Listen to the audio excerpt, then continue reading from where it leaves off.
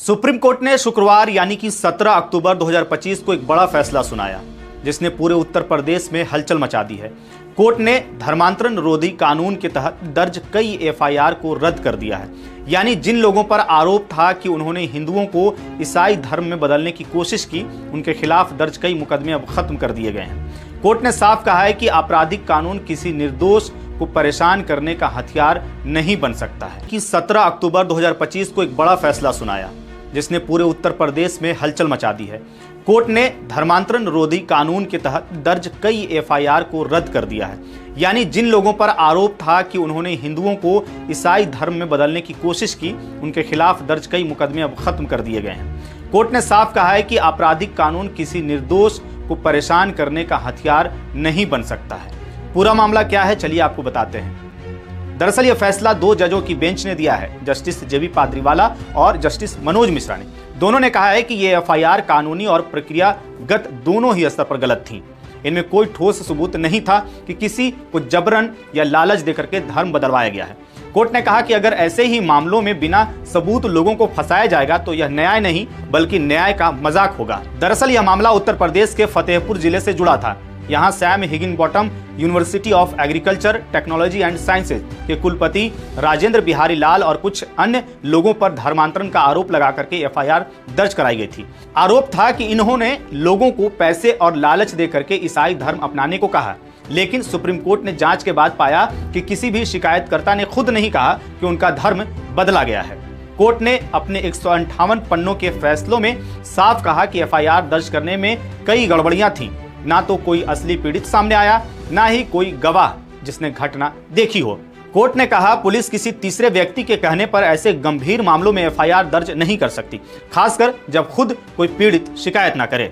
एक अहम बात यह भी रही कि कोर्ट ने यूपी सरकार के उस तर्क को खारिज कर दिया जिसमें कहा गया था कि सुप्रीम कोर्ट को सीधे एफआईआर रद्द करने का अधिकार नहीं है। कोर्ट ने कहा कि संविधान के अनुच्छेद 32 के तहत यह अदालत किसी भी नागरिक के मौलिक अधिकारों की रक्षा करने की जिम्मेदारी रखती है और अगर किसी व्यक्ति को गलत तरीके से फंसाया जा रहा है तो सुप्रीम कोर्ट सीधे हस्तक्षेप कर सकती है। कोर्ट ने कहा कि जब संविधान ने सुप्रीम कोर्ट को मौलिक अधिकारों का संरक्षक बनाया है तो उसे ऐसे मामलों में चुप नहीं रहना चाहिए। जब किसी का बुनियादी अधिकार खतरे में हो तो अदालत को राहत देनी ही चाहिए। फैसले में सुप्रीम कोर्ट ने यह भी बताया कि इन एफआईआर में एक जैसी बातें बार बार दोहराई गईं। कई शिकायतें तो एक ही घटना को लेकर के दर्ज की गई थीं। कोर्ट ने कहा कि एक ही घटना के लिए कई एफआईआर दर्ज करना कानून की प्रक्रिया का दुरुपयोग है। ऐसा करने से न सिर्फ जांच प्रक्रिया कमजोर होती है बल्कि आरोपियों को भी बार बार परेशान किया जाता है। आपको बता दें कि फतेहपुर के मामले में एफआईआर विश्व हिंदू परिषद के उपाध्यक्ष हिमांशु दीक्षित की शिकायत पर दर्ज हुई थी। इसमें कहा गया था कि 14 अप्रैल 2022 को इवेंजेलिकल चर्च ऑफ इंडिया में करीब 90 हिंदुओं को ईसाई धर्म में परिवर्तित किया गया। आरोप लगाया गया कि यह सब पैसे और नौकरी के लालच दे करके किया गया। पुलिस ने इस पर भारतीय दंड संहिता की धारा 307 हत्या का प्रयास, 504 जानबूझकर अपमान, 386 जबरन वसूली और धर्मांतरण विरोधी कानून के तहत मामला दर्ज किया। लेकिन सुप्रीम कोर्ट ने कहा कि जांच में यह बात साबित ही नहीं हुई कि किसी ने धर्म परिवर्तन किया। ना कोई पीड़ित सामने आया, ना कोई चश्मदीद गवाह। ऐसे में इतनी गंभीर धाराएं लगाना और लोगों को जेल भेजना न्याय के खिलाफ है। कोर्ट ने कहा कि कानून का मतलब न्याय होना चाहिए, डर नहीं। अगर कानून का इस्तेमाल किसी निर्दोष को डराने या फंसाने के लिए किया जा रहा है तो यह संविधान की आत्मा के खिलाफ है। फैसले में कोर्ट ने यह भी कहा कि धर्म परिवर्तन कानून विशेष कानून है, इसके लिए इसकी प्रक्रिया समान आपराधिक मामले जैसी नहीं होनी चाहिए। लेकिन इसका मतलब यह नहीं कि पुलिस अपनी मर्जी से किसी पर भी केस ठोक दे। कानून का पालन करना जरूरी है, ना कि उसका गलत इस्तेमाल। कोर्ट ने कहा कि अगर किसी घटना के सबूत नहीं है तो सिर्फ अफवाहों या राजनीतिक दबाव में आकर किसी को अपराधी नहीं ठहराया जा सकता। सुप्रीम कोर्ट ने यूपी पुलिस को भी चेतावनी दी कि भविष्य में ऐसे मामलों पर सावधानी बरती जाए ताकि निर्दोष लोगों को परेशानी न हो। इस फैसले के बाद उत्तर प्रदेश का धर्मांतरण रोधी कानून फिर से चर्चा में आ गया है। कई लोगों का कहना है कि यह कानून अक्सर राजनीतिक या व्यक्तिगत दुश्मनी के लिए इस्तेमाल किया जाता है, जबकि कुछ लोग मानते हैं कि धर्म परिवर्तन पर रोक लगाने के लिए यह कानून जरूरी है। इस फैसले के बाद अब उत्तर प्रदेश में दर्ज कई ऐसे केसों की जांच फिर से शुरू हो सकती है जो इसी तरह के आरोपों पर आधारित हैं। सुप्रीम कोर्ट के इस फैसले ने साफ कर दिया है कि कोई भी केस सिर्फ सुनी सुनाई बातों पर दर्ज नहीं किया जा सकता है। कुल मिलाकर के ईसाई और बजरंग दल के कार्यकर्ताओं के बीच ही होते हैं और वो सारे कांड छत्तीसगढ़ के ही अंदर होते हैं दोस्तों। आखिर क्यों होते हैं दोस्तों?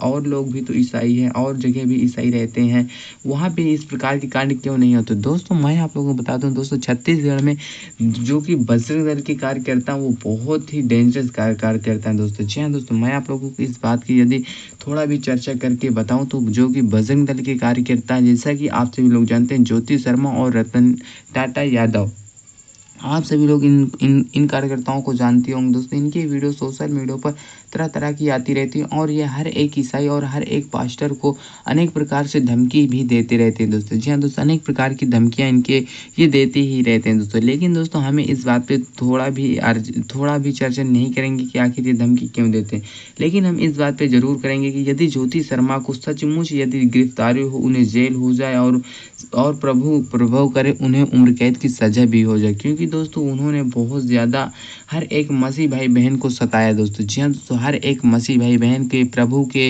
प्रभु जैसे बहुत से लोग होते हैं जो कि प्रभु के बारे में जानने जाते हैं और उनका सुसमाचार सुनते हैं और वो लोग जाते हैं चर्च में और ये लोग जाते हैं चर्च में तोड़ फोड़ करते हैं।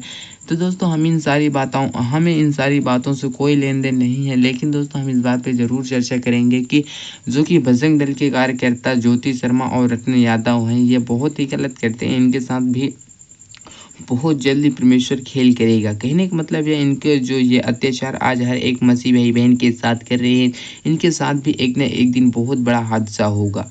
जी हाँ दोस्तों, हम इस बात की भविष्यवाणी करते हैं कि इनके साथ बहुत बड़ा हादसा होगा और बहुत जल्द ही होगा, क्योंकि दोस्तों इन्होंने बहुत ज़्यादा ये मसीह भाई बहन को, मसीहत समाज को बहुत ज़्यादा टारगेट करके बहुत ज़्यादा सताया दोस्तों। जी हाँ दोस्तों, लेकिन दोस्तों हम इस बात पे भी थोड़ा चर्चा कर लें कि आखिर सरकार इस बात पे क्यों एक्शन नहीं लेती। दोस्तों जो सरकार है भारत की बीजेपी सरकार, ये दोस्तों बजरंग दल के कार्यकर्ताओं का ही सपोर्ट करती है दोस्तों। जी हाँ दोस्तों, आप सभी लोग जानते हैं कि ये बीजेपी की सरकार जो है ये बजरंग दल के कार्यकर्ताओं का ही सपोर्ट करती है दोस्तों। इस वीडियो को आप लोग ज़्यादा से ज़्यादा शेयर करें दोस्तों।